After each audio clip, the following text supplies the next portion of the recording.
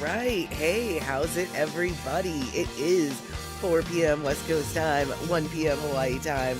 I'm thinking it's probably 7 p.m. on that there East Coast, and 6 p.m. for our Central Time folk.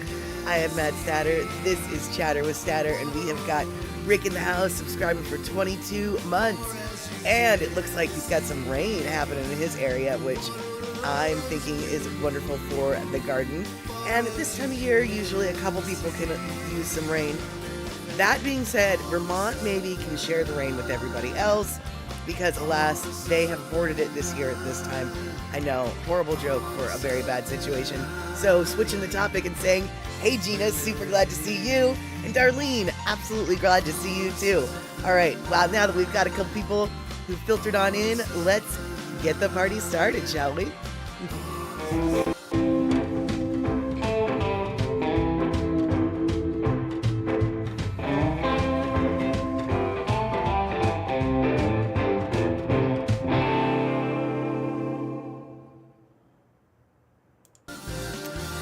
I just love to stare at that little kitty's green eyes for a little while before I get back to the face, the regular face instead of the kitty face. All right, you guys, I don't know what we're going to do today. It might be a short show today. My throat is definitely acting weird. I had to call in sick on Monday. I'm still struggling with the things and stuff. But I decided to push through it. Words are already this hard. I don't know if we're going to be able to push through it. But let's see here. We've got Curtis on the YouTube side, which is fantastic. And Rick, he's checking in on the YouTube side too. And it looks like we've got at least two people on the YouTube side. What with Rick being the chicken and Curtis being brave. And let's see here. Darlene, indeed, a rainy day over there. Only 63. Should finish up by 8, but the rain was needed.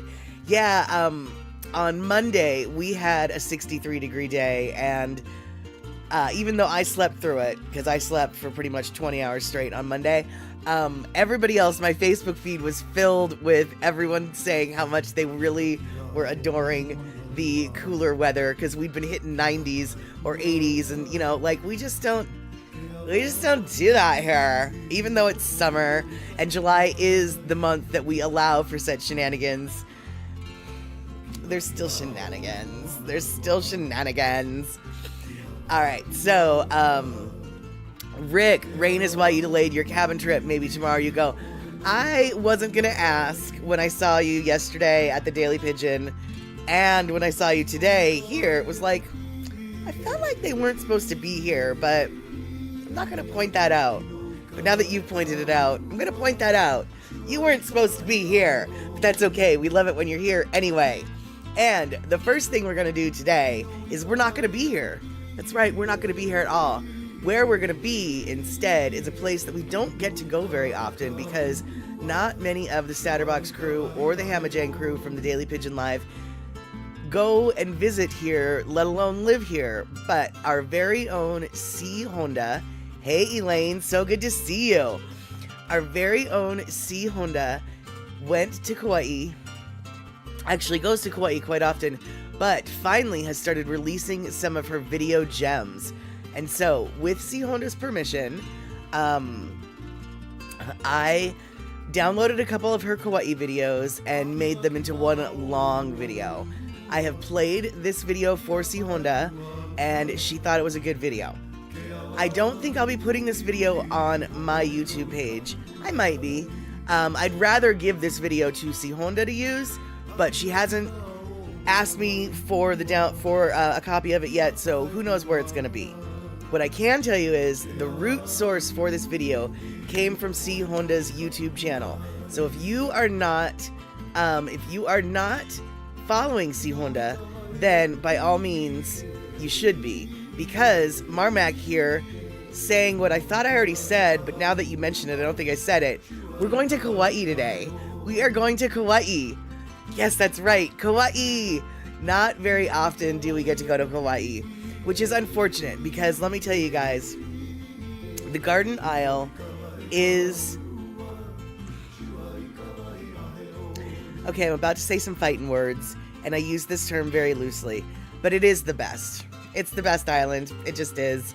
The Garden Isle is so pretty from stem to stern. It's just so pretty. It's the prettiest of them all. Now look, I know that everybody has their favorite island, okay? And my favorite island isn't Kauai. It's Kauai. It isn't Kauai. It's Oahu, because I have emotional connections to that place. But when it comes to just like, oh my God, could it be any prettier? Unfortunately, I think Kauai has got all of the islands beat. Now, I haven't been to all the islands. I've only been to Hawaii Island. I've only been to Maui Island. I've only been to Oahu Island. And Kauai Island. So I really can't say that it's the best, but after you see this video, you might be like, oh, I need to go to Hawaii. I need to go to Kauai. And yeah, Gina, everybody's going to have their own favorite, okay? But favorite, okay, Curtis, yeah, switch over to Twitch since it's easier to comment and you get more little fun emotes. But emotes, by the way, for those of you who are YouTube watchers, are Twitch versions of emojis. And we've got a couple of them that have been specially created for the Chatter with Statter program on Twitch, but you can only access them through Twitch. So if you're watching this on the rerun on YouTube, maybe next time catch us live at 4 p.m. Hawaii, or 4 p.m. on Wednesday, 5 p.m. Sunday, West Coast time. And don't forget to like and subscribe, either the Twitch side or the YouTube side. It's free.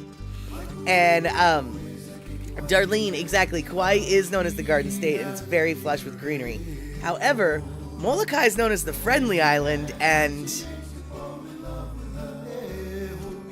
we know how they feel about visitors. So sometimes the name of the island isn't necessarily reflective of the island. But in this case, Kauai Island, absolutely, the name of the Garden Isle is 100% perfect. Kauai is the wettest spot on Earth, so it should not surprise you that even on the dry side of the island, it's greener than some of the green sides of the island. And so Rick has got the most perfect definition of favorite island. It's the one I'll be standing on when I'm there. See, there you go. Yes, fantastic. I was hoping C Honda would come in for this. Perfect. Kulika, all right, you're back. Going to Kauai in October. Gonna be there our 6th time. Awesome. Hold on one sec, guys. All right, see, that cough thing still happening. So, C Honda, in case you didn't catch it earlier, we're going to be playing one of your videos in just a few seconds. In fact, it's 4 of your videos. No, it's 6 of your videos. No, I don't know, I think it's 6 of your videos that I squished all into one video. You saw it, and now everybody else is going to see it. And so, the world debut of the C Honda production touring Kauai. Oh, hey, actually, before we do that, hold on. Before we do that, you know what I'm going to do? Can you guess what I'm going to do? Would you guess that I'm going to bring up a map? Would you guess that I'm going to bring up a map? Okay. This is a map of Kauai. Do you see how green it is everywhere? There we have it, Rabbit. So, on the east side of the island, you will see, the east side is also known as the right side of the island. You'll see a little blue line that I drew along the side. That is roughly, and when I say roughly, I really do mean roughly where this drive goes up and down the highway. So this is roughly where we're going to be seeing, what we'll be seeing today, basically. So, now, without further ado, because, let's see here, because we are going to, oh no, you know what, first we're going to laugh. Gina, your hometown is Fort Washington, but its real and proper name is Friendly, Maryland. I say I'm from Fort Washington because it's not always so friendly. Exactly. Sometimes the names are not quite right. And so, let's see here. Okay, so everybody's here talking to C Honda, and going, oh my gosh, I didn't know you had a channel. She does, by the way. And this is some of the stuff you'll see when you're there. All right, boop.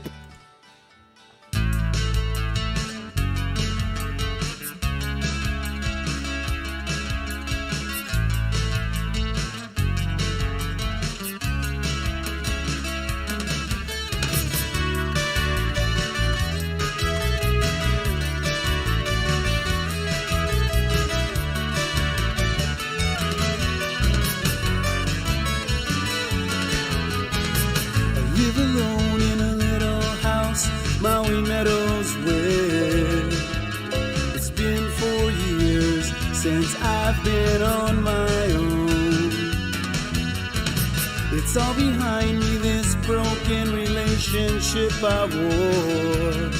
I'm surrounded by 4 walls, but I ain't got you. Tell me what it takes just to be with you. Give me just a hint and I'll know too. I need a break 'cause I ain't got you. Down on the sand and there I go once again, thinking about you, trying to make this dream come true. And all the while the bright sunshine makes my thoughts go weird. I'm going in, I'm gonna swim and be free again. It's a sunset fading in tonight. You can come over and make it right. If it's your schooling that's holding you back, baby, I can wait.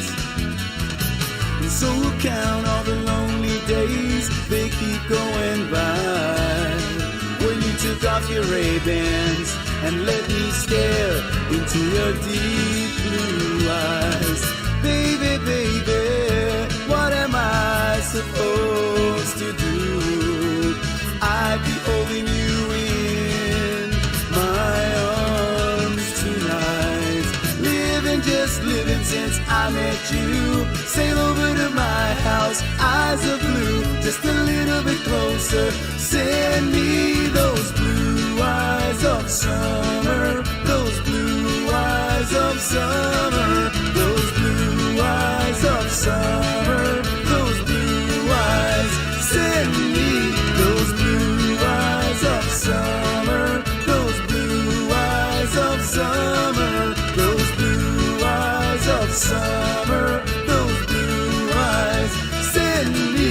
Gonna climb that mountain to the little town, gonna see the girl in the little greenhouse. Gonna make my way through night and day, just a little bit closer. Send me. Through the window I see her looking out at me in her cut-off jeans. Yeah, I really, really need. Is it just that I feel so good inside? Just a little bit closer. Send me those blue eyes of summer, those blue eyes of summer, those blue eyes of summer, those blue eyes. Send me those blue eyes of summer, those blue eyes of summer, those blue eyes of summer, those blue eyes. Send me. Gonna climb that mountain to the little town, gonna see the girl in the little greenhouse. Gonna make my way through night and day, just a little bit closer. Send me. Through the window I see her looking out at me in her cut-off jeans. Yeah, I really, really need. Is it just that I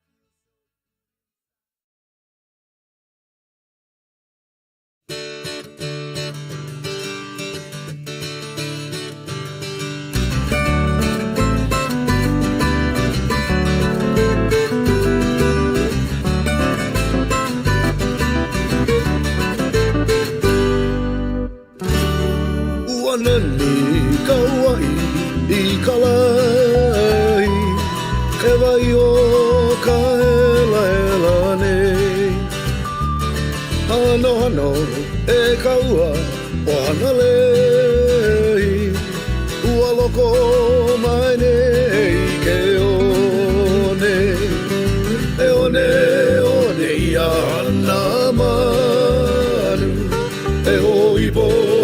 no hea kapua rose a he pua o inau I vilei uanani Kauai kalai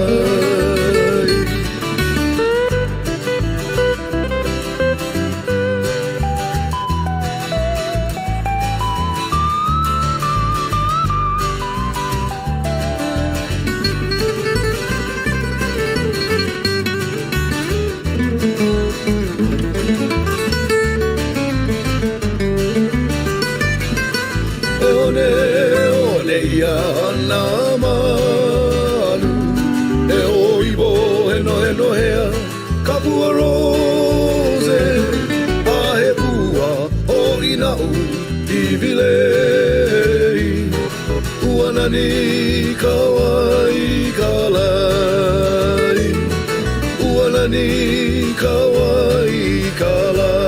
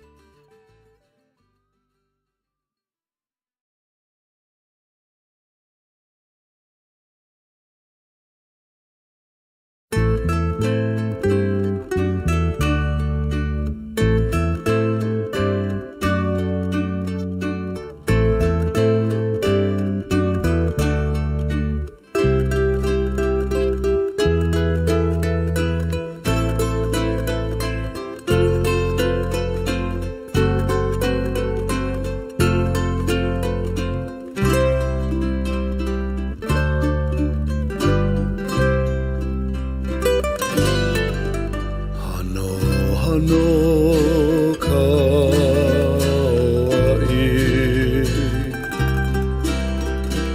Mano kalani po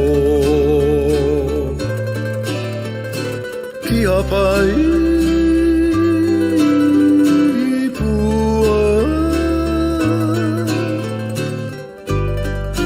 Pua kaulana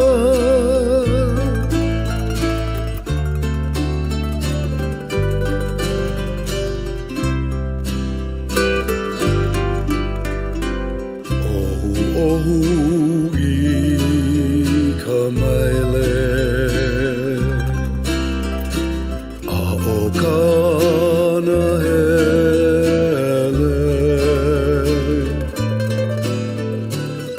I ke ala na ona O ka mokiana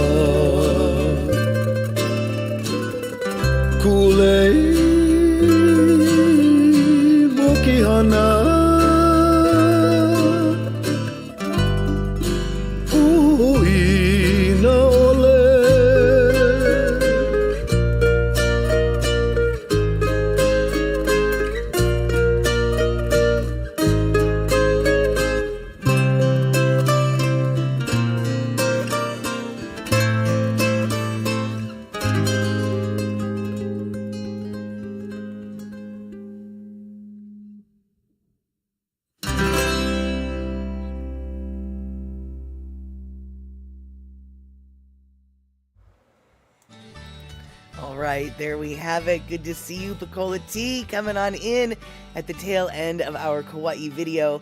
That video, though edited by me, and by edited, I really just mean put together with some LonoMusic on top, which granted, there was a time when that was all I could do, and now I can actually do more, so I guess there is that. But all of the video was provided by C Honda.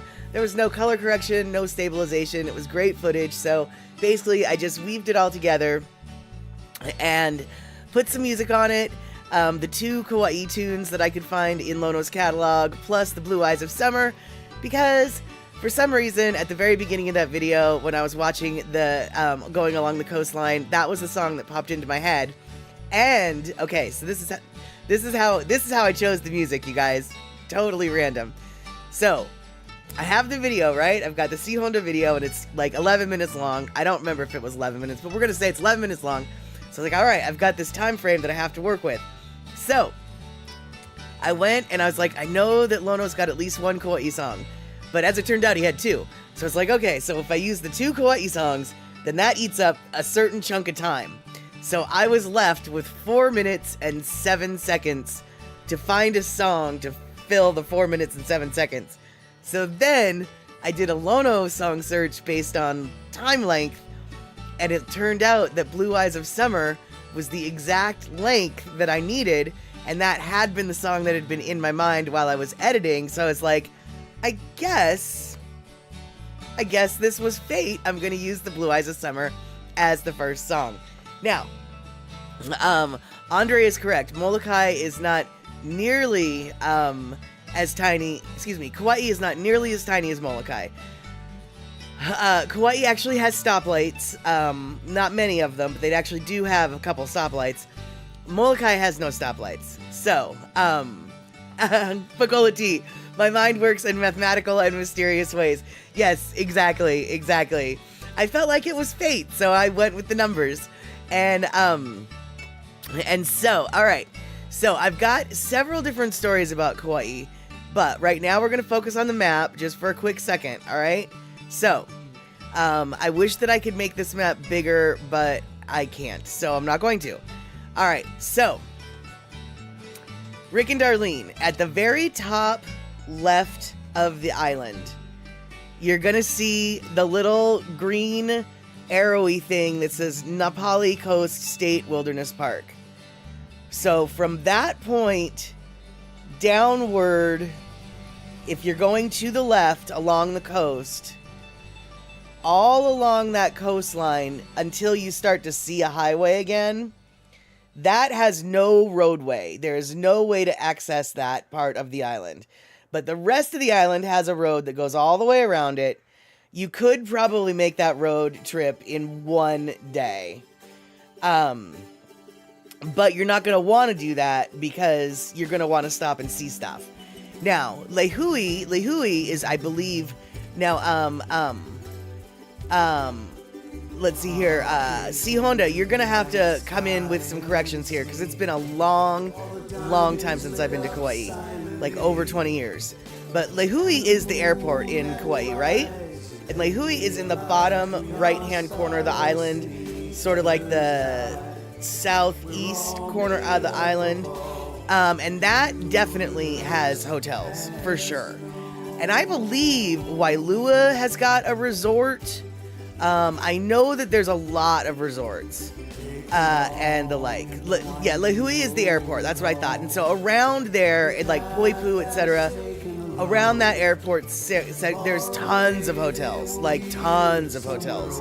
Kauai definitely is okay with the tourist dollar, unlike Molokai. But there's this hoity-toity place up on the North Shore called Princeville. You can also stay there.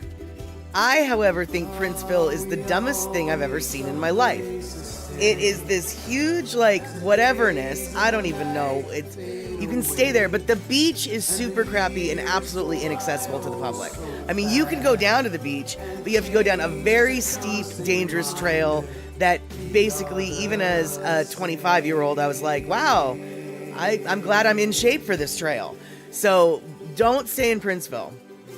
A little bit further up the road is Hanalei, and you definitely want to at least go to Hanalei. I don't know if there's hotels in Hanalei. I don't think if there is hotels in Hanalei, it's tiny, tiny hotel. And yeah, Poipu, I think, is generally where most of the hotels are. And let's see here. And you remember when Kokee was the only place chickens used to be on Kauai? Yeah, well, they've since expanded, Andre. But Kokee State Park is that's like the end of the road, basically. And that is an amazing... Okay, see, Hanalei does have some hotels. I had a feeling they might. And I love Hanalei Town. Hanalei Town was a great little town. Rick, I would say that 2 weeks is probably max. Honestly, probably a week and a half. I mean, it really depends on, like, how much nothingness you want to do. But you do want to go check out the Waimea Canyon? What is the canyon? I think it's Waimea, isn't it? Which is the second largest canyon in the United States. And when you go up to the top of the canyon, it's like at the wettest spot on the earth. There's a little museum there and everything. And see, Honda, Kapa'a has many hotels and condos. Back when I was at Kapa'a, there wasn't that many, but I had a feeling Kapa'a was about ready to explode. So yeah, not at all surprised. I would personally stay in Kapa'a. Hey, Cindy Krause, so good to see you.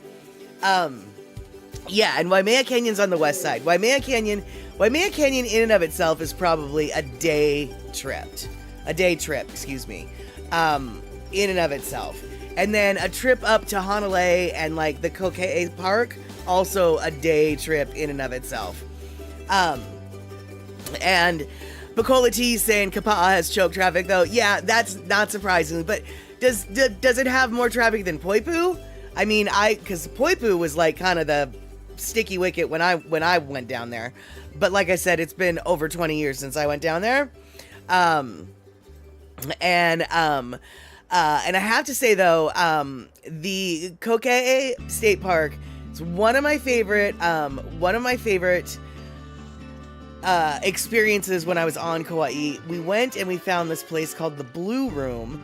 Now, I don't know if C. Honda has ever been to the Blue Room or even knows what I'm talking about, but I'd be willing to bet that some of her Kauai family knows what I'm talking about. Anyway, there's a wet cave in that state park that you have to like climb up a hill to and then climb back down the other side of the hill face to get into this cave. And this cave is it's a wet cave, so you get into the water and it's fresh water, and it's amazingly cold. And so if you swim to the back of the cave, and if you know where you're going, you can do this. If you don't know where you're going and you're not with a local, don't do this because it's dangerous. Don't do this. But you swim to the back of the cave, you dip down under the water, and you go down through a little portal hole, and you end up in the Blue Room. You resurface in a completely different cave. It's a cave that is completely enclosed. And you can see the sand below. It's probably, 20 feet deep. The white sand below your feet. And it is lit up like a swimming pool at night. Just this bright turquoise water. So you go from this dark cave under, and then boom, suddenly you're in this like well-lit room. I have no idea how or why that wet cave gets lit up like that. Obviously some kind of reflection through a lava tube, but it is the trippiest, coolest place ever. But yeah, don't go looking for it unless you've got a local with you, and unless you're feeling adventurous, because most of the people who I tell this story to, they're like, wait, you have to go underwater and then go back under, and then you go through a hole under the water? Oh no, that's not gonna. And frankly, if someone told me that, my response would be, oh no, that is not the way that's gonna happen. But I did it anyway, and it was super awesome. And so, And let's see here. Okay, Pacola T. Kapa'a just seems more frustrating. At least there's a couple roots to Poipu. Got it. And then let's see here. So Kulika, it sounds like you stay on the south end. Yeah, see, and the south part of the island is the drier part. I didn't spend much time on that part of the island. And let's see here. Excuse me. Michael Anthony Smith, there's a Hawaiian restaurant that doesn't serve real Hawaiian food that calls itself the Blue Room here. Interesting. I wonder if it's named after the Blue Room that, that I was in. Hey there, Andre, thanks for giving Maneater that subscription. Cindy, you've been to Kauai a couple times? Yeah, well, it is, like I said, man, it's one of my favorite places. And so back to the map. All right, so the Kokee State Park. It's a great little park, very beautiful. You definitely should check it out. That being said, Rick and Darlene, it's not really a safe beach for swimming. That doesn't mean that people aren't swimming. That doesn't mean that people aren't letting their kids in the water. But I have to say that of all the beaches that I went to, that one, no, that's not true. Of all the beaches that I went to, the scariest beach was Honolulu. I wouldn't get into the water at Honolulu. The undertow there was so incredible that I got about an ankle deep into the water, and I realized that if I was going any deeper than my ankle, I would be pulled out. And so I definitely don't recommend swimming in Honolulu, at least during the time of year when I was there. Every different times of the year, different beaches act differently. So definitely, check to see. But Honolulu Bay had the strongest undertow I have ever almost gotten into the water in. And then also the Kokee Beach, they've got rogue waves like nobody's business. I have never seen rogue waves show up out of nowhere and go so far up the sand. If there is one beach that you definitely never, ever, ever turn your back on, ever.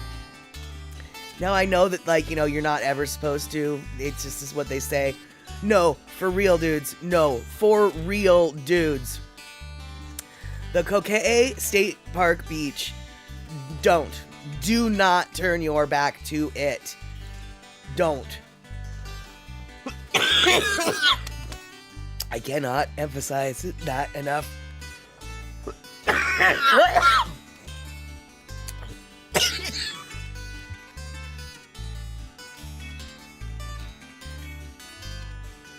Okay, so what we're gonna do right now, while I get reorganized, is we're going to watch Kittens.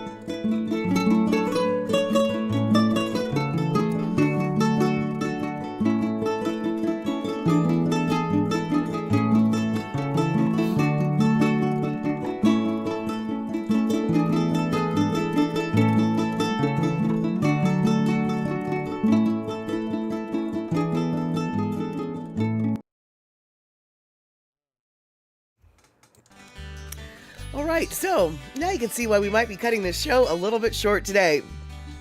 Okay, so glad we could have that kitten and dog interlude. And yeah, the big dog in that video, her name is Callie, and Callie is the most attentive mother. She wants to make sure that the kitties just are always together and safe and whatever. I mean, obviously she's grown out of it since then. But when the kittens were kitteny, Callie was the nervous mom who had to make sure that everything was right. But those kittens that you see in those videos was actually they're full grown now. And what we're gonna do today, while I go get my cough syrup, is we are going to learn about the history of ukulele in Hawaii. So, I have more Kauai stories. In fact, I haven't even told the best one. But right now, we're going to learn about ukulele. And oh, you know what? We can maybe take a Lono break. It's almost that time. Let's take a Lono listening break. Let's do it, Rick. Boop.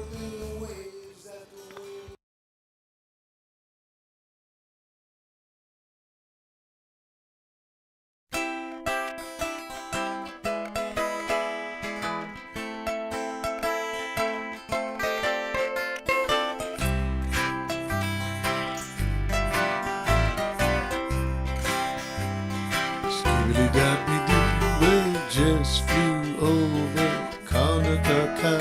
See the humo nuku nuku waving goodbye. Turn around, take me home. We got the mangoes, papayas, coconut trees. I wanna lay in the Hawaiian breeze. Molokai, take me home. Let's dance.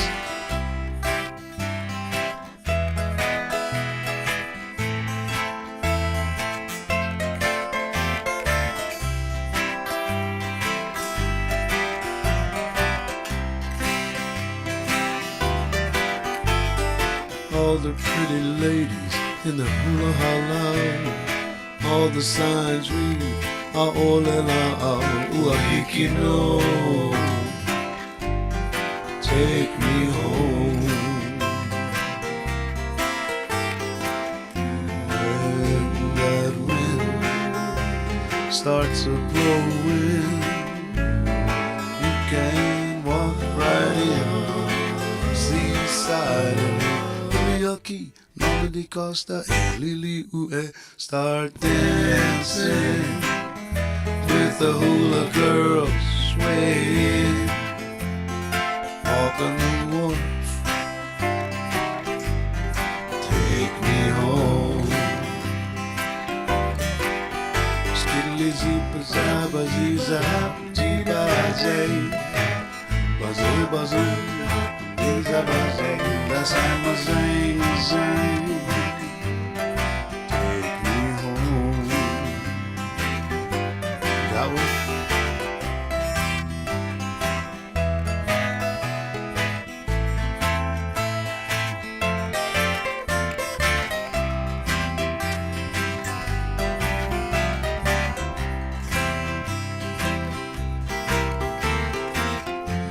When that wind starts a blowing, you can walk right in, seaside and hear Uliaki and Loma Costa, Liliue. Start dancing with the hula girls swaying, walk on the wharf,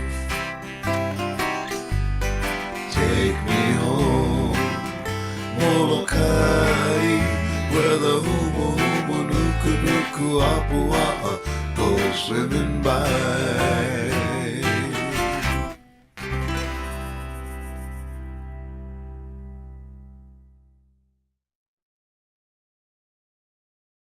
If you enjoy what you heard, check us out at www.LonoMusic.com. Aloha. All right, there we go. So, perfect Lono listening break for me to deal with things and stuff.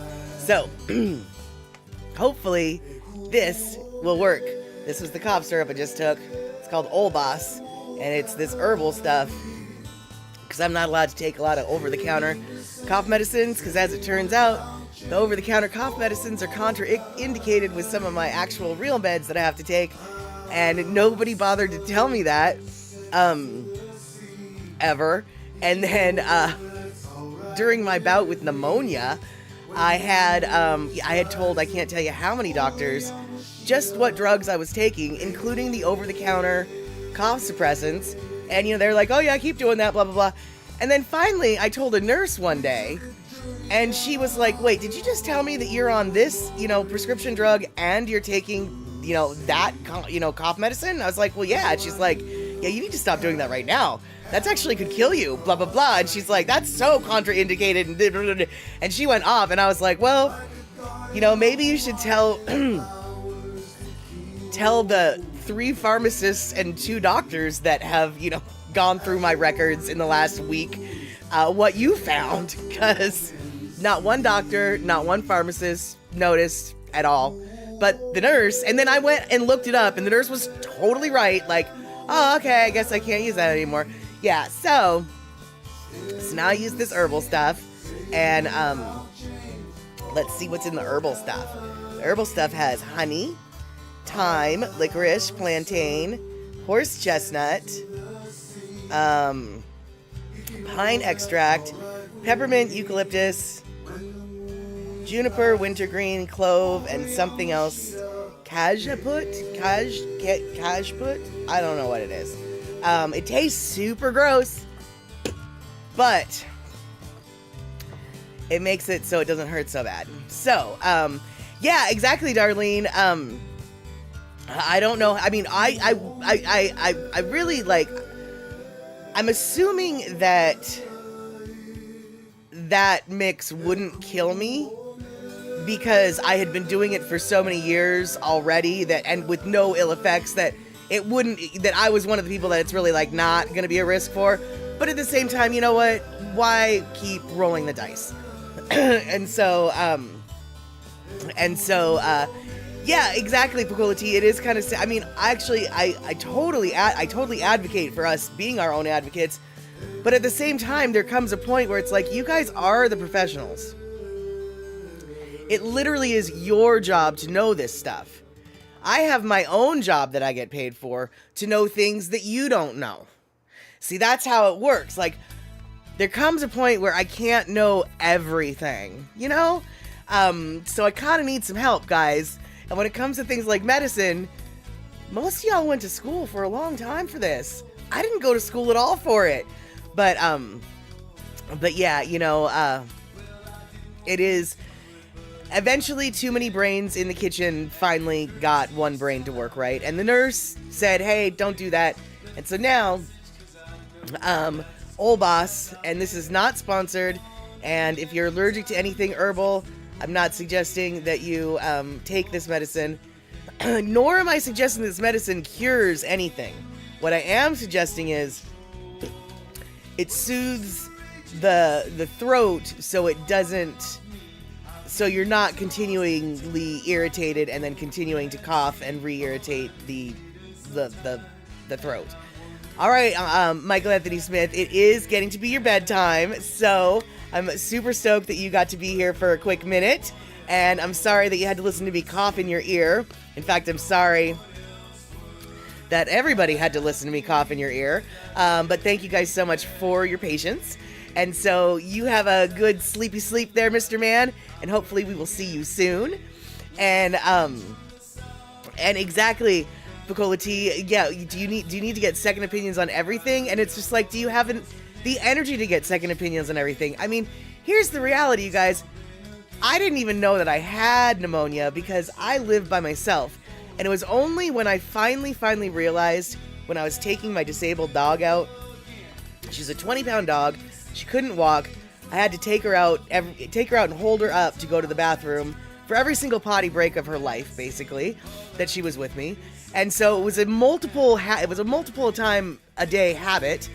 And it wasn't until I realized one night, as I was bringing the dog inside from her potty break, that I couldn't catch my breath, that I was like, wow, I'm so out of breath just from taking the dog, down 2 steps and then back up 2 steps. Maybe there's something wrong. Maybe I need to go to the doctor. But by that point, I was so sick. I was almost like hospitalized when I finally got to the ER. You don't really have time or energy to go looking for second opinions in a circumstance like that, right? I mean, exactly. Darlene basically just summed up what I was trying to say in much more concise way, which is, when you're ill, it's hard to have the energy to be your own doctor or nurse. Exactly. And Rick coming in with the moderationist legalese, which is 100% truth. This channel does not provide medical advice. Go get your own. But what I am saying is, if you're looking for an herbal remedy whose claims have not been examined by the FDA, I have found that this gross tasting thing has, well, you can already tell. Like, you saw what happened before. You saw the before and the after. What happened during the Lono break was this. I took 2 teaspoons of this. So, Rick, except if I give out advice, then run. Yeah, there you go. All right. So, let's see here. What did I miss while yep, everybody's talking about how nurses keep everyone alive, because that's how nurses do it. Yep. All right. So, Andre, most of the ER people know what to do, but then when you get the regular doctor, that's when it goes down. Yeah, it does seem that way, unfortunately. It does. And yes, Darlene, exactly. It does not cure. It helps alleviate symptoms. And what I have found, especially when you're trying to go to sleep at night, once you start coughing and you get the irritated, but once your throat is already irritated, then it's more inclined to cough more, Sort of like if you get an itch and you start scratching it, that it keeps itching until you put your soothing itching balm on it, and then it stops itching and you're like, relief. Well, that's basically what this gross stuff is. It stops the irritation that makes you want to cough. Doesn't stop the cough. Doesn't clear up whatever's in your lungs that needs to be coughed out. But it at least makes it so... It at least makes it so you can babble on the microphone to random people online for another couple minutes. That's what it does.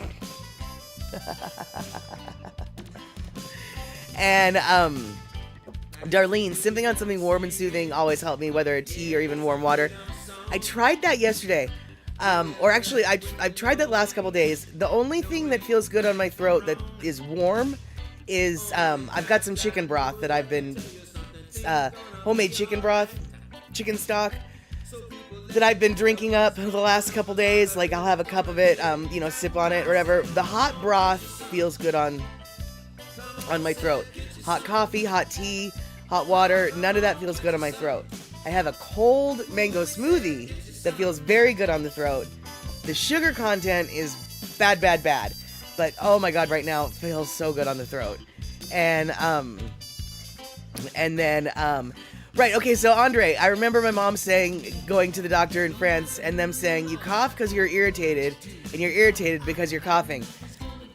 As much of an annoying answer as that is exactly it. I mean, that is actually what I was piss-pouringly trying to say, is, you have to soothe the irritation to calm the cough, and then more coughing won't... The cough spills on the coughs. There we go. And so, let's see here. Kulika, honey is good for sore throat, and there's honey in here. But, like I said, the hot honey water, because I tried that, and it didn't feel good going down, and it didn't taste good, so I didn't drink it. And Cindy Krause, my grandpa gave his cough cure, a shot of scotch or whiskey, lemon, and honey warmed up, worked every time. That's the hot toddy, and I believe it was Felicia on Sunday who said I needed to do that. But I don't have any rum. I don't have any whiskey. I don't have any scotch in the house. I only have vodka, and vodka, a vodka hot toddy sounds gross to me, frankly. It just does. It just does. Yeah, Kalika, yeah, that's the honey's why it works. I know. Fine. I'll go do it later when I'm done with the stream. I'll go be good and drink more honeys. Let's see here. Rick, you could use warm salt water for cough, but then add onions, carrots, celery, and some chicken and cook for a few hours. Oh, wait, I don't cook. Yep, there we go. There we go. And, Andre, Aquavit any better? Yeah, I don't know. And I don't want to find out. I'm not going to open that bottle. And let's see here. And yeah, Darlene, your doctor once told you gargle with the tepid water with some salt. I definitely, will be doing that when this stops working. But right now, this is my magic here in the bottle. And I do enjoy it, even though it tastes gross. But it's only one little spoonful of gross instead of a cupful of gross. And no, Kalika, I don't have any bitters. I think it should be safe to assume at this point, listening to everything that I just said, my bar is woefully understocked. I don't have bitters. I don't have whiskey. I don't have scotch. I don't have rum. You don't come to my house for a good drink, is all I can say. Cause I ain't got nothing. I got some pog and some vodka. And I got a half a can of sparkling water.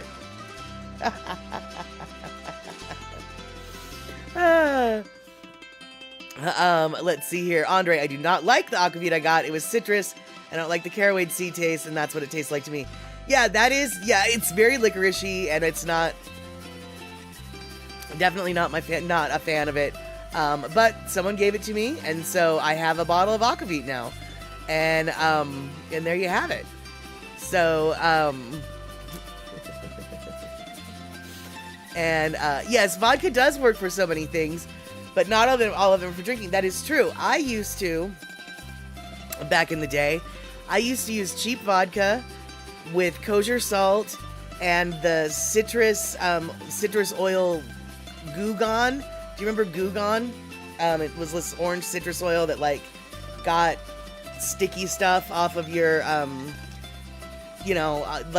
price tag remnants off of your whatever. I would mix vodka, salt, and Gugon and make a bong cleaner. And it was my bongs were the cleanest bongs in the college dorm. And I've also used vodka, and my sister swears by this. It dries up mosquito bites so they don't itch. And then yes, exactly. Vodka is good to make vanilla extract and orange extract. That is correct.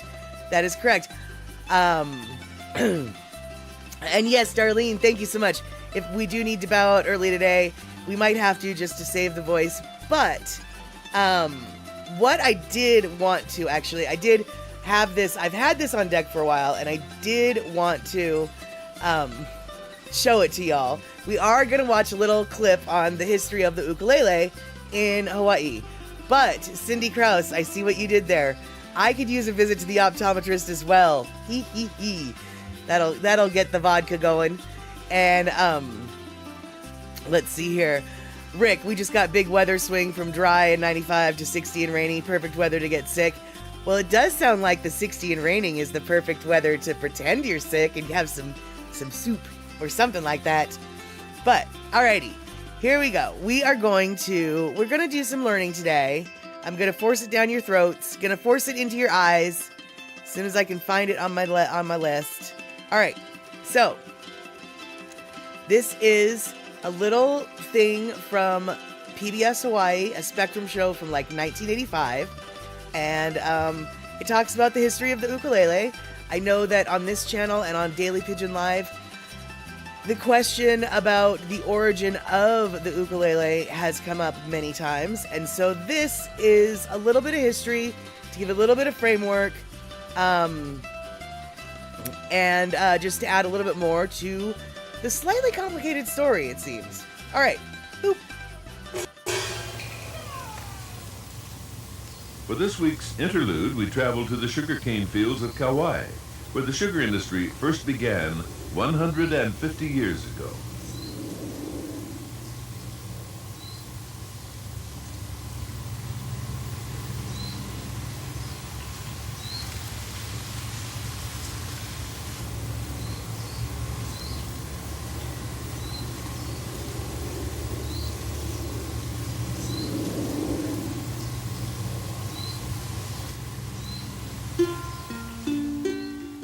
Pick up an ukulele and people expect to hear Hawaiian music, but the instrument is not endemic to our islands. Originally a gift from the Portuguese, it is now a musical voice of many cultures, capable of reflecting many moods.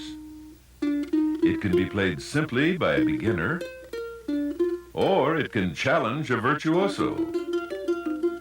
Hawaii's King Kalakaua was a great fan of the ukulele and may have helped to give it the comic nickname, uku meaning flea and lele to jump.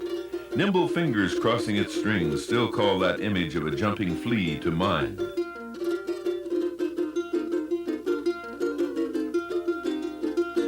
Small and durable, with a warm, pleasing tone, it makes a perfect traveling companion. It is no wonder this instrument has met with immediate acceptance on its musical voyage around the world.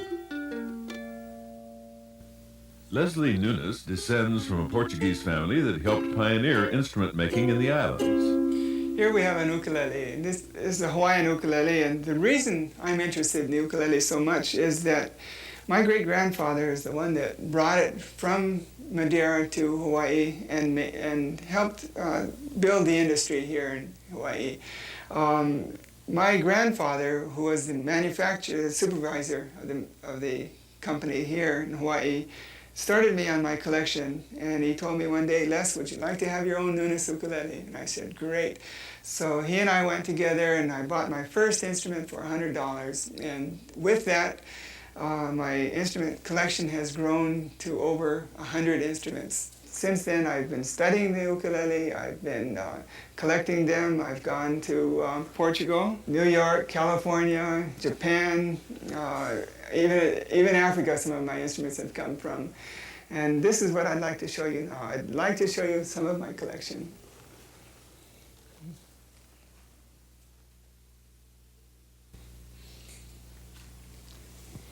This is Portuguese cavaquinho. It's from the mainland of Portugal, and it's the popular folk instrument of Portugal. The reason it's popular is because mainly it's inexpensive. It's easy to play. There's only 4 strings, and it's very versatile, although it is used mostly as a strumming instrument as part of a string band. The cavaquinho, translated to mean worthless little piece of wood, seldom costs more than a few dollars.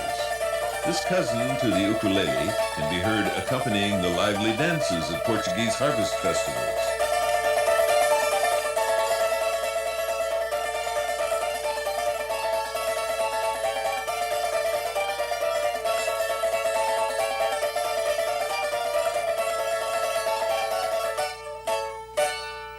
One of the instruments in the string band is the Portuguese guitarra. And the reason this is a Portuguese guitarra mostly is because of the shape and the way that the instrument is strung. You notice that it has an unusual peg head here in that the machines are different. They move up and down rather than the ones that we're familiar with. It has a violin scroll and an unusual peg head. The shape is heart-shaped, and it is a romantic instrument. This is the Portuguese guitarra again. And this is my great-grandfather's ukulele. He started making this in 1879, when almost immediately when he came here to Hawaii. He didn't have Portuguese woods, but he found the koa wood. And the koa wood is like some of the woods from Madeira. And by the way, Madeira means wood. In 1879, Manuel Nunes was among a hearty group of immigrants who left their island home of Madeira for the unfamiliar shores of Hawaii. Like many of these Portuguese, he was a skilled tradesman. Many were fishermen, others farmers, all whose talents were easily put to use. Most came to escape the economic effects of a blight on Madeira's wine industry. Wine is still important there today. Unlike Nunes, who paid for his family's passage, contract laborers were not brought to the islands for several more years. Nunes was one of 3 craftsmen who were soon producing elegant instruments from native hardwoods, particularly koa. This is a Jonah Kumalai ukulele. And Jonah Kumalai was the first one that actually started mass producing the ukulele. And he made about 300 of them in 1 month. He was very successful in making instruments. He made them for quite a few years. He also had singing teams and musicians that went in the Waikiki area. He almost monopolized the musical industry. In 1915, Kumalai ukuleles and Hawaiian music were in great demand. That was the year of the Panama Pacific International Exposition in San Francisco. The fair provided mass exposure of Hawaiian bands, many of which featured the ukulele. The fledgling recording and radio industries fanned the flames of popularity, and soon Hawaiian labels were outselling all others. The world couldn't get enough of the Hawaiian ukulele strumming along to hapahaole melodies.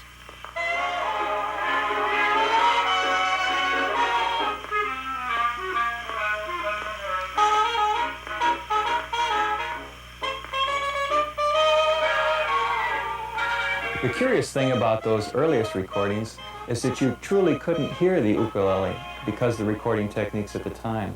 It wasn't until the 1930s that the ukulele emerged with better recording techniques. Now in the teens and 20s, Ernest Kauai was the acknowledged virtuoso, and he also came up with the very first ukulele instructional booklets. In the 30s, it was Jesse Kalima with his rousing rendition of this Stars and Stripes Forever, when he won the Territorial Amateur Hour Contest. This song then became an instant classic, and every kid on every corner had to know Stars and Stripes Forever. Now in the 40s, it was Randy Oness taking his ukulele and performing the horn licks of the big band swing arrangements. Then the ukulele fully emerged as a solo instrument. In the 50s, we had people like Nelson Waikiki and Eddie Kamai. In the 60s, Leaky Leaky Weisbarth and Mokeale. In the 70s, Peter Moon on his tipple. And now today we have the Ukulele Festival, and each year you can appreciate some of the best ukulele players of all ages in Hawaii. From Portuguese music to Hawaiian to hapahaole, even the instrument's shape has undergone dramatic evolution at times. This is a standard ukulele like my great-grandfather would make them. Here we have other instruments that would actually make my great-grandfather turn over in his grave. This is a camp banjolele. It's got a wooden sound box. Here we have another banjolele with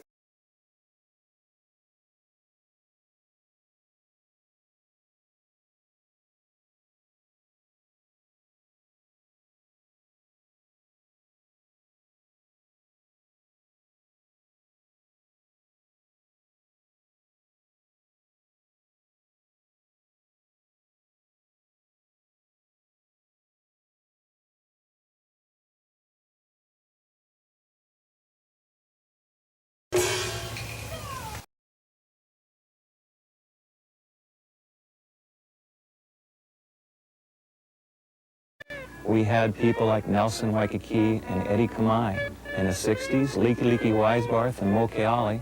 In the 70s, Peter Moon on his tipple. And now today we have the ukulele. Shape has undergone dramatic evolution at times.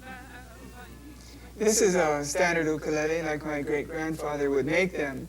Here we have other instruments that would actually make my great-grandfather turn over in his grave. This is a camp banjolele. It's got a wooden sound box. Here we have another banjolele with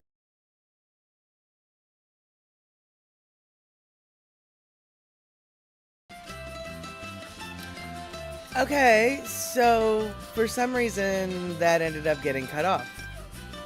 It doesn't go for very much longer, And I don't know what, like, all right, that really bums me out, you guys. We don't get the resolution. But I can tell you right now, they don't really explain what a banjo ukulele is, or a banjolele, or whatever it was. So I'm really sorry about that, you guys, but that's somewhat of the history.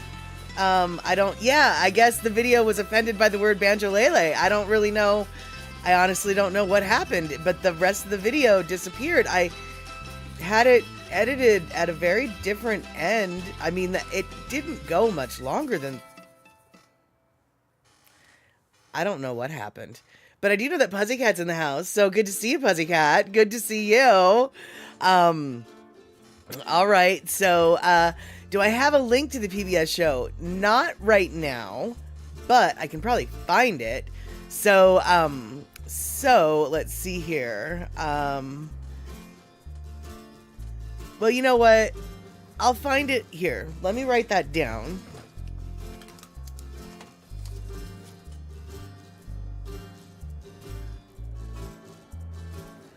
And I will include the link to the show when I post it. But Gina, I'll also directly send you that link. So everybody can get it. But since Gina was the one who asked for it, I'll whisper that to you on Twitch or something. But yeah, I just thought, I noticed that many times, the question about the ukulele has come up on the streams. And so I thought, hey, why not show that little mini documentary that I found there on the YouTubes, and thanks to PBS Hawaii. And so, Andre, though, coming in with the banjo ukulele, also known as the banjolele or the banjo uk, is a 4-stringed musical instrument with a small banjo-type body and a fretted ukulele neck. The earliest known banjoleles were built by John Bolander and Malvin Keach, both in 1917. The instrument achieved its greatest popularity in the 20s and 30s and combines the small-scale tuning and playing style of a ukulele with the construction and distinctive tone of a banjo, hence the name. Weird.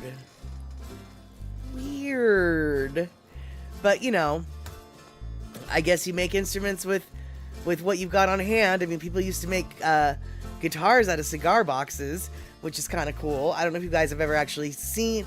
I don't know if you've heard of cigar box guitars or seen one, but I've actually seen one in real life being played on stage, and they're kind of... I don't know, man. They're kind of hobo cool. I mean, I'm very impressed with whoever decided to make a guitar out of a cigar box. Brilliant, really, when you think about it. All right, so let's see here. What's going on here? Andre, more. So the banjo ukulele heads were traditionally made of calf skin, but most modern instruments are fitted with synthetic heads. Makes sense. Some players prefer the natural skin heads for a more traditional tone.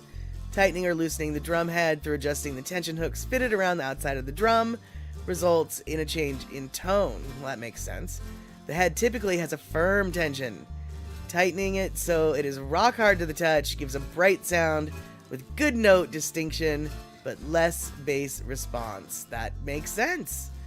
And Rick, I covered the ukulele. Do you have any videos on the evolution of the wah-wah pedal?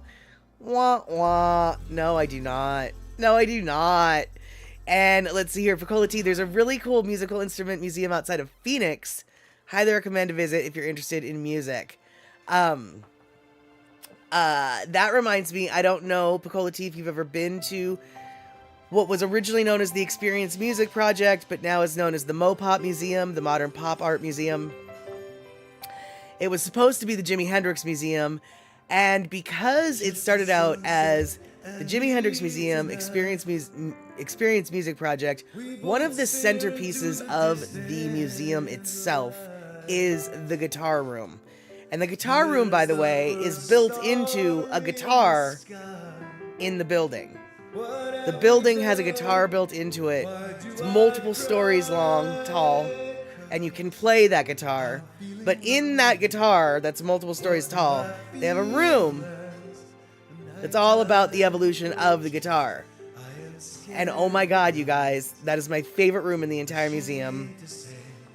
If you are at all interested in stringed instruments, Gina, I'm looking in your direction. You could probably spend 2 hours just in that room alone. I do know this. Every time I've been to the museum, it's been the first place that I go to.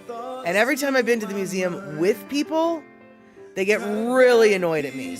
I mean, like, they leave me. They leave me in that room. They get bored with it. They couldn't care less. I, on the other hand, have to read and reread every single guitar description and whatever. I can spend the whole day in that stupid room. So the Cold Tea can say, can back me up. Experience Project, really cool. But it's not. But Music Project it's a whole other thing now. It's not necessarily about music, but I'm sure they still have the guitar room. If they don't still have the guitar room, they might as well burn down that entire museum, as far as I'm concerned. Yeah, that's right. I said it. And just Guzzy. Sorry, aloha everyone. I'm not paying attention. All right, good to know. Good to know you're not paying any attention, but you're still gonna be a number in my stats. That works out. That works out just fine. All right, so we got a couple minutes left, and I still haven't told you all of my my Kauai stories. So we're back looking at Kauai, right? Okay, now when I stayed on Kauai, I stayed on the Anahola Stream, Valley. Now Anahola is like maybe on the top right hand, like the northeast corner of the island is where it is. And Gina, yeah, I knew that you'd love to see that. And Pussycat, you have 4 electric guitars, 3 acoustic guitars. So yes, you're into guitars. See, all right, Pussycat, you would also enjoy that room. You would definitely enjoy that room. Now, I don't know if you guys can see Anahola here in the upper left-hand corner, but here's another perspective of Anahola. Boop. And that blue freeway in the bottom left, that's the highway. And so if you took a road off the highway and you went up to this Anahola Cemetery, which, by the way, Anahola Cemetery, super flippin' cool, and you thought Anahola was all homestead, Si Honda could be. The shack that I stayed in at the Anahola River Valley had no electricity, or we did have running water. Hey there, let's see here, Char's XD officials. Good to see you, first time chatter. This is Chatter with Statter, and right now I'm bragging about an old-timey vacation I had on the island of Kauai. And so, and we're talking about guitars. Our chatter right now is a little bit scattered. So we are doing great. I hope that you are doing well as well. And Just Guzzy is bragging that he's got 2 ukuleles, 2 electric bass, and a mini acoustic bass. Fantastic. So Just Guzzy, you probably would like that guitar room as well. And anyway, though, Anahola River Valley, right here in this little red circle or pink circle, whatever color you want to call it, that is where I stayed. But you had to go down a long dirt road. You had to go down a very long dirt road, and it was basically, there was no electricity up there, and so I'm pretty sure that it was a lot of homesteaders, but my friend rented from someone who had a larger piece of property, sublet part of their property and built a little shack, and she stayed there. So yeah, it was a great place, but there was no windows there's really no windows or walls in the shack. It was all screened walls. There was roof and everything, and we did have a refrigerator and an oven, but they were all, even though there's no electricity, the refrigerator was powered by propane. The oven was powered by propane, a lot of, things like that. So, my old college roommate is the one that's living there. She picks me up from the airport. We stop by the grocery store on the way so I could pick up a 12-pack of Diet Coke. Because I loved Diet Coke at that time, and she knew that I loved Diet Coke. So we stopped and we got a pack of Diet Coke. Amy's like, who owned the place that I stayed? I do not know. I cannot answer that. I wouldn't be surprised if it was homestead land that we were on, though. And it was a local that was maybe not supposed to do what they were doing anyway. But that's just, I don't know. And this was 25 years ago, so I don't know. So, picture it. You're in a little shack with screen walls as your walls and your windows.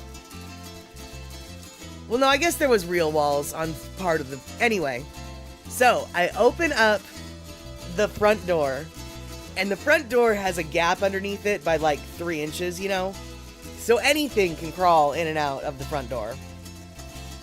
So I open the front door, and I walk in, and I put my 12-pack of Diet Coke down, and I went, and yep, Andre, you got it.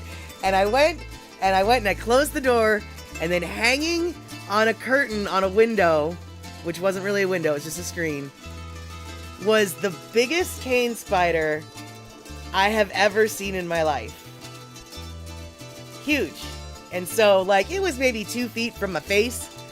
And so I went to open my mouth to scream, but then I shut my mouth because I didn't want the spider to jump in my mouth. Because when you're terrified, that's the kind of logic that you have. So then my roommate, Sarah, was like, oh, that's Harold. He usually stays on that side of the cabin. Which told me everything I needed to know. It told me that spider had been there long enough that she'd named it. That spider had been there long enough that she had gotten familiar with its territorial its territory. And obviously, because it's got a name, we get to live with it for the next, as long as I'm there. Great. So we're living with Harold. Harold stays in the kitchen. The bed is on the other side of the shack from the kitchen. Of course, there's a gap between the wall and the bed, just enough that my arm keeps falling off the bed. And then I'd wake up in the middle of the night, freaking out and pulling my arm from that gap because, there's spiders down there. I mean, right, I don't know. But that's, So anyway, my roommate at the time, or my old college roommate who I was staying with, she had a job as a pastry chef at one of the hoity-toity restaurant or resorts. So she worked from 3 in the morning until 11 in the morning. Her work schedule was very strange. So she would get up and go to work while I was still sleeping. And then by the time she was home from work, I would be out of bed and have done stuff. And then we'd go and do stuff for the day. So I'm in her bed reading whatever book I'm reading while she's at work one day. And I heard something. I heard a kerfuffle. And so I looked up from the book across the shack to where the noise was that I heard. The noise was that I heard the noise. And I saw this really big gecko chasing after Harold. And the gecko's big enough I can hear its little peets. And the spider's big enough I can hear its little peets. And so suddenly there's a chase going on, and I'm like, oh, I don't know if Harold's gonna, what's gonna happen here? Well, what happened was Harold realized that you're not gonna eat me. I'm gonna eat you. So Harold turned on the gecko. Harold ate the gecko. So I got to watch Mutual of Omaha's National Wildlife taking place in the same shack that I am sleeping in across, like not but 10 feet away from me, the flippin' spider decided to turn and eat the flipping gecko. And so the gecko wanted to eat the spider, but the spider said, no, Kitten, no. All right, Rick, good to see you. Yeah, you got to go for a grandkid's phone call. And we are almost done here. So this horrible, horrible story that I'm finishing up here, it's not quite finished yet. There is a satisfying ending to a degree. Harold lives. A couple days later, though, this was like 20 plus years ago, so we didn't have it. But yeah, you better believe I would have been videoing it if this happened today, right? So Harold lives. Harold gets a good meal. And I have to say, Harold did only stay on that side of the shack. I think Harold was actually not a Harold. It was more like a Harriet. I think it was a girl, because I think the cane spiders, the bigger ones, are the females, and the females are generally stationary. And Harold had his territory and really did stay in it. I never saw him on the other side of the shack the whole time I was there. But you were cheering for the gecko. Yeah, no, the gecko didn't get it. The gecko was his meal. But okay, so a couple days later, I told Sarah about it, and she's like, oh yeah, well, it happens. So a couple days later, though, we come back, Sarah and I come back from whatever, doesn't matter. And there's another cane spider in the house. Only this time, this cane spider is a little bit smaller and much more active. And Sarah was just like, oh no, I don't like that one. She's like, we can kill that one, right? So we're trying to kill it, but it just won't die. Our slipper is nothing against it. So she finally gets this insecticide that looked like it came from the 70s. So it's full of the good poison, the stuff that's been outlawed. It's still in that can, right? So we're just, hey there, Ding Dong Dilio, how you doing? You're about to hear a horrible story of spider killing in Hawaii, but be forewarned. So we have got the little spider, which when I say little spider at this point, little is relative. The little spider is actually about this big, so it's still a big little spider. So the spider comes running and it won't die, and so I go and I spray it with the poison. That spider not only was impervious to the poison just pissed it off even more. It's like the poison gave him extra strength. That spider reared up on its hind legs and just got super aggressive and just started running at me, running at the spray, running at me. The spider chased me into a corner all the way across the flippin' shack until finally, with every step, at the last step, he was all on his hind legs, just rah, rah, rah, rah, until finally he stopped. But pretty much, I had no other place to go. He really did get me in the corner, and so we got rid of that one. And I'm guessing that it was probably a male spider looking for a female, and blah blah blah blah blah. Gina, it is just mean, but are you going to live in a house with a spider that's at your bed that's this big? Are you going to? Because here's the deal, Gina. Remember, the door is got this much of a crack underneath it. So we can throw the spider out, but the spider can come right back in. and just let the spider live. Right, Gina, you're out of there. Right, but that's where we're staying. That's where she lives. That's her house. That's where I'm staying, right? So we have to do something. And Ding Dong Dilio, normally I am all about leaving the spiders, letting the spiders be spiders. But I'm in the jungle of the Anahola Stream Valley in a shack with no windows, no electricity. I don't want to deal with, I'm already living with a spider in the shack that's like the size of a small dinner plate. I don't need another one. It didn't know. And so while Sarah was insistent on the first spider and letting it live, which we did, that second spider, he didn't get to live. No, he did not.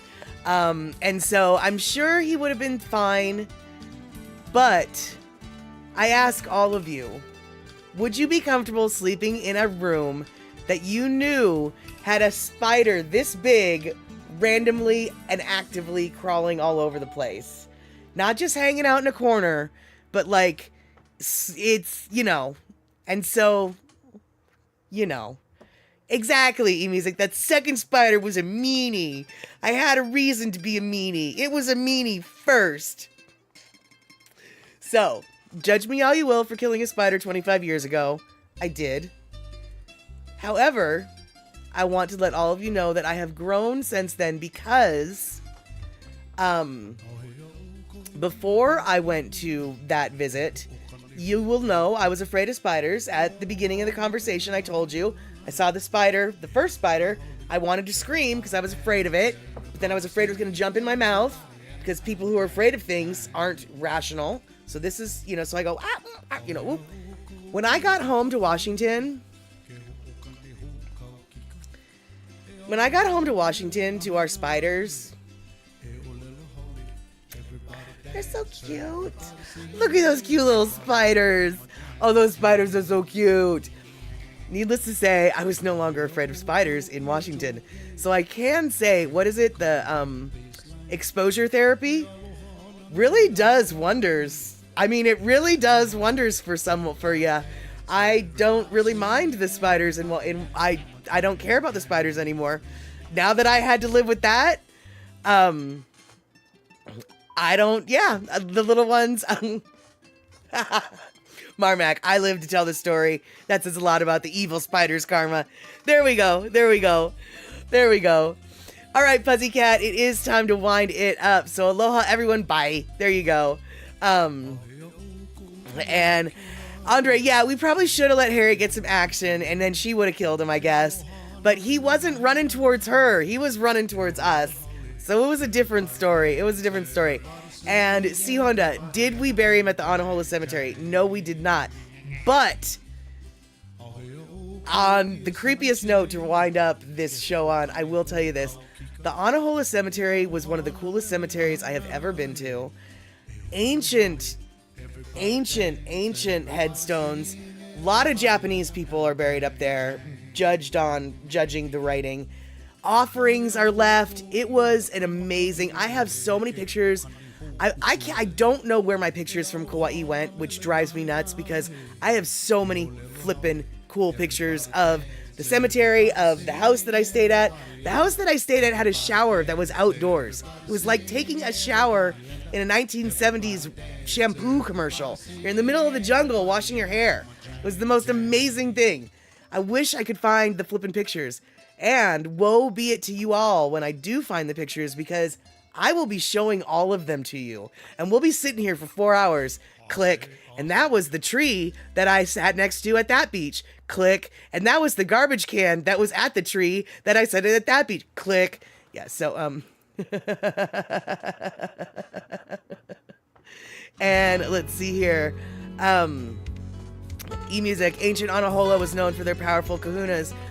I am not familiar with much of the history of that area, but what I do know is we would wake up every morning and go pick fruit off of the tree to eat for our breakfast. We would go frolic in the stream in the afternoon. It was quite literally a jungle paradise when I stayed there, which is one of the reasons why I think that Kauai is the best island. And so, let's see here. Kalika had a friend that was in the Navy, was on shore leave in northern Africa. Spiders the size of paper plates, living in the peak of his room. No insects intruding. Neat. But yeah, exactly. There was, gotta tell you, between the geckos and Harold, or Harriet, or whatever, there weren't a lot of bugs in the shack, except for that one spider thing that wasn't allowed. And so, E-Music, you agree Kauai is the most beautiful? I mean, it just, like I said, everyone can have their favorite island. And favorite is a different thing. That's emotional and whatever. But when it comes to the most beautiful island, I think once you've been to Kauai, you can't disagree that it's really, it's got it all, baby doll. It's got it all. And let's see here. Yep, yeah, Kauai is old and beautiful. And Andre, you were out hiking and and you felt like the Menahunis were all looking at you. That's funny. Maui's your favorite. Okay, see, there you go. Oahu is my favorite because of my ties there, but Kauai is, it's just the prettiest to look at. And it sounds like lots of folks here think, Kauai, yep, magical, most beautiful, etc., etc. All right, we are 5 minutes past the back of the hour, the bottom of the hour, etc., whatever. So, it is Ice Cream Wednesday for Daily Pigeon Live. Don't forget to grab some ice cream for the Wednesday show that's going to be starting in about 25 minutes. So, hopefully I'll see you there, and if I won't see you there, see you at Statterbox at the Cinema on Saturday, 6 p.m. West Coast time, and maybe later we'll see each other on Sunday, 5 p.m. West Coast time for another stream of Chatter with Statter. So, there we go. All right. Oh, hey, yes, Andy Boomatai. There you go. Good to see you, Andy. And yeah, get ice cream ready for the ice cream show. Okay, y'all. Have yourself a good one. And we'll see each other